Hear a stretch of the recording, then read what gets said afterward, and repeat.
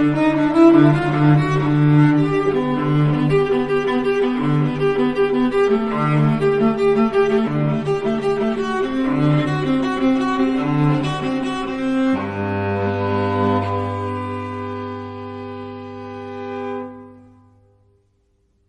dia, meus amigos. Nós estamos aqui dando sequência, então, a esse novo bloco, é o bloco sobre, primeiro, o próprio conceito de inflamação sistêmica. Se você não caiu de paraquedas aqui, não perca, tem que assistir, na verdade, toda a nossa sequência, todo o nosso curso Academia da Vida. E a aula passada eu trouxe para vocês aqui algumas mudanças genéticas que aconteceram algumas centenas de milhares de anos atrás, quando os primeiros primatas colocaram os pés no chão. E você precisou ter algumas mutações para preparar esse animal a determinadas infecções, a ficar pronto a determinadas infecções, que ele passou a sofrer com aquele pé sendo ferido o tempo todo ao caminhar na savana africana. Essas mutações, que foram muito importantes, foram essenciais para a sobrevivência, senão esses animais morriam em 2 semanas. Todo o nosso processo evolutivo pararia ali. Então, essas mutações, elas foram essenciais para que o indivíduo pudesse sobreviver a essas infecções, e que isso foi,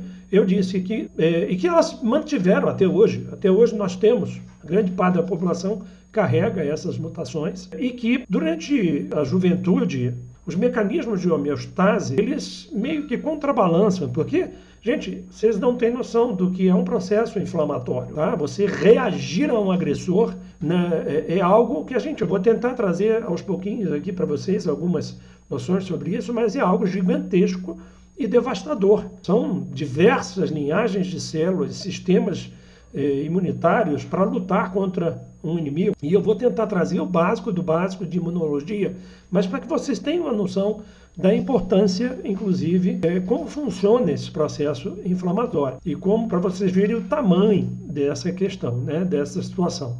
O fato é que, quando você é jovem, os mecanismos de homeostase pagam o preço, equilibrando de novo o organismo diante desse processo inflamatório que não para. Ele é contínuo. Com o passar da idade, as suas enzimas, sua capacidade de resposta, suas expressões gênicas vão decaindo. E aí você começa a pagar o preço por essa inflamação crônica, que normalmente passa desapercebida. A gente costuma colocar na conta de, é veieira, é assim que o pessoal fala, né? É veieira, isso aí é idade avançada, assim vai.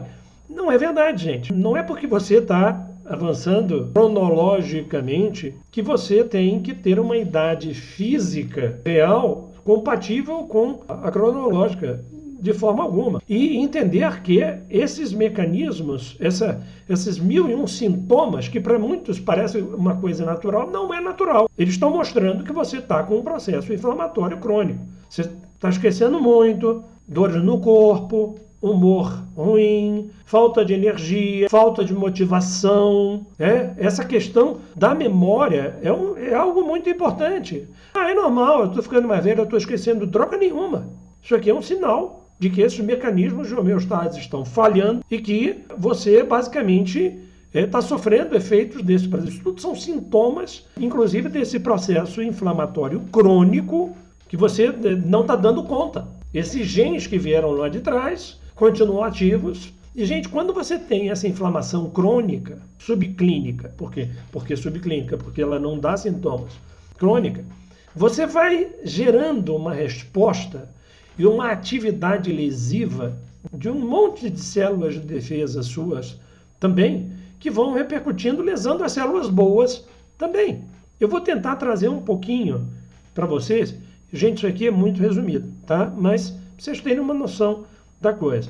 Quando você tem imagina um ferimento no pé, tá? Existe no local, na pele, logo ali na derme, você já tem uma série de células de defesa, N linhagens, tá? Eu vou trazer para vocês algumas, para vocês entenderem. Que rapidamente, ao perceberem a agressão, liberam uma série de substâncias que geram uma coisa que a gente chama de quimiotaxia. O que é isso? Chamando o exército. É como se alguém apertasse o botão do alarme e aí um monte de células de defesa de outras linhagens, de outros locais, começam a migrar para aquele local. Tipo, fomos invadidos. e todo mundo corre para lá. Então, as células de defesa locais, primeira coisa a fazer é gerar por quimiotaxia a migração de outras células de defesa. Você tem ali, vamos dizer que seja um agressor que você nunca teve contato. Vou te dar um exemplo. Você, por exemplo, nunca teve grandes contatos com a praia, tá? Com ambientes de praia. E aí você mora no interiorzão do interiorzão mesmo. E aí você foi conhecer a praia. Lá o seu primo lhe convida para fazer uma pescaria. E você acaba pega um barco, vão para o mar, né? Saem da costa e vão lá. E você, que não tem manejo daquilo, fere a sua mão com artefatos de pesca. Você tem ali uma série de bactérias que basicamente você nunca teve contato, tá? Então, veja bem, teu corpo não conhece o inimigo. Uma das primeiras células, que a gente vai chamar de célula apresentadora de antígeno, é um grupo de células, né? Que inclui, por exemplo, o nosso macrófago. O macrófago é uma célula bem grande, com um monte de... Olha o termo. Eu vou estar trazendo aos pouquinhos para vocês termos médicos, para vocês entenderem. Porque a fala médica é muito chata.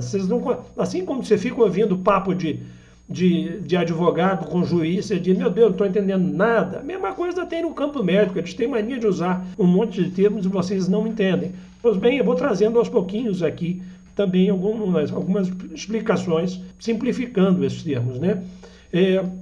Os macrófagos são células grandes e elas têm a capacidade de emitir pseudópodos. O que é pseudópodos?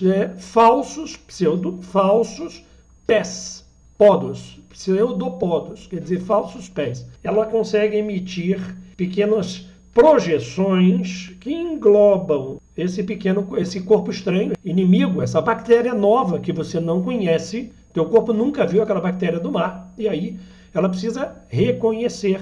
Então, ele vai, fagocita, próprio termo, fagocitose, célula, fago, comer, digestir, e ela engloba essa partícula, e essa bactéria, essa toxina, esse vírus, esse fungo, mil e uma coisa. Esses agressores, essa partícula sólida, estranha, ele fagocita. Ao fagocitar, ele dentro da célula produz uma série de vesículazinhas digestivas que migram para esse fagócito e digere essa bactéria, matando ela e digerindo ela. A digestão desta bactéria faz com que ela seja quebrada em N pedacinhos, que serão, então, meio que inicialmente codificados, mas é o início do processo, basicamente. Mas esse material, essa célula, então, migra e vai entregar esse material para uma série de linfócitos que nós vamos chamar de linfócitos T, tá? T e B. Então, repare que a própria questão da fagocitose já é uma atividade imunitária, já é uma ação em cima daquela agressão. Mas veja, eu ainda não sei quem é esse inimigo. Eu não conheço. É como se entra um grupo na tua casa e você pega um pedaço de pau e sai para cima dele, mas você não sabe quem são aquelas pessoas, se elas têm técnica, qual é o poderio que elas têm. Você não sabe o que é aquilo. Você não tem noção do que seja. Consequentemente, aquilo precisa ser decodificado. Então, essa célula apresentadora de antígeno, o macrófago, como sendo uma delas, ele vai levar o linfócito T, que vai receber a apresentação desse antígeno, e esse antígeno, para que ele seja, então, decodificado. Uma vez decodificado pelos linfócitos, a gente vai falar um pouquinho, aos pouquinhos, dos subtipos de linfócitos T, tá? Em outros momentos, mas uma vez ele decodificando isso, ele pega esse material e diz, já sei quem é esse inimigo. Esse inimigo, ele tem tais características. Olha, para destruir ele, a gente precisa produzir alguns anticorpos. O que seriam os anticorpos? Seriam as sabotagens. Seria uma bombinha que você bota ali, é um hacker que atua no sistema do inimigo, confundindo as redes de informação deles, é o corte das linhas de eletricidade do inimigo, não sei, o corte do suprimento. Então, assim, o linfócito T é aquele que decodifica e ele diz, nós precisamos, para atuar nesse inimigo, a gente vai precisar atuar em tais pontos. E essa sabotagem vêm a ser os anticorpos, que são produzidos pelos chamados linfócitos B.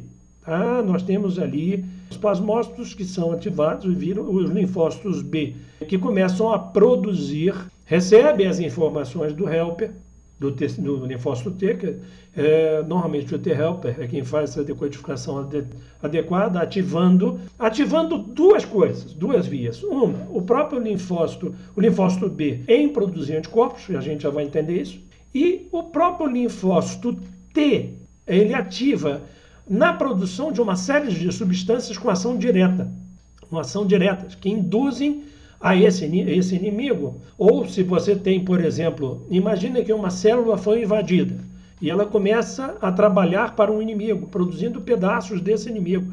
Ela está trabalhando para o inimigo. Essa célula tende a expressar na sua superfície marcadores dizendo: escuta, fui invadida, estou ajudando o inimigo. Então, o próprio linfócito induz outros linfócitos, nós vamos chamar de linfócitos T citotóxicos, ou seja, tóxico para a célula, a induzir com substâncias a agressão, a destruição dessa célula que está trabalhando para o inimigo. Então, o linfócito T-helper induz o T citotóxico a destruir essas células infectadas, ou podemos pensar algo muito semelhante, a gente vai falar sobre isso também, o câncer, né? Células que estão se replicando errado, ou seja, células, virei o inimigo, ela expressa na superfície, o T citotóxico vai lá, destrói, induz o que a gente chama de apoptose, ou seja, suicídio dessas células, e ela induz o linfócito T a produzir os anticorpos. Agora, com todos os dados específicos sobre o inimigo. Então, o linfócito B vai começar a produzir esses anticorpos específicos para aquela bactéria que antes ele não conhecia. E isso é de suma importância, porque uma vez que o indivíduo conheça esse inimigo, todas as vezes que ele tiver contato com esse inimigo, a resposta vai ser bem mais tranquila. Eu sei quem é meu inimigo, conheço os pontos fracos dele. É como se você, ao final de uma infecção, desligasse a linha de produção. Puf, não estamos mais. Aí você, 2 anos depois, volta à casa do teu primo na praia e ele de novo te chama para pescar e você de novo se machuca. As bactérias são muito semelhantes. Tiveram algumas mutações ali, mas no geral você conhece agora a linha do inimigo. O que você faz? Você vai no teu galpão, liga a tua chave de produção de novo e o produto mais rapidamente acontece. Vocês já ouviram falar em imunidade de rebanho? A gente vai chegar nesses assuntos porque é de suma importância você entender, inclusive, para parar de ter medo dessas narrativas de epidemia que o tempo todo falam por aí, tá?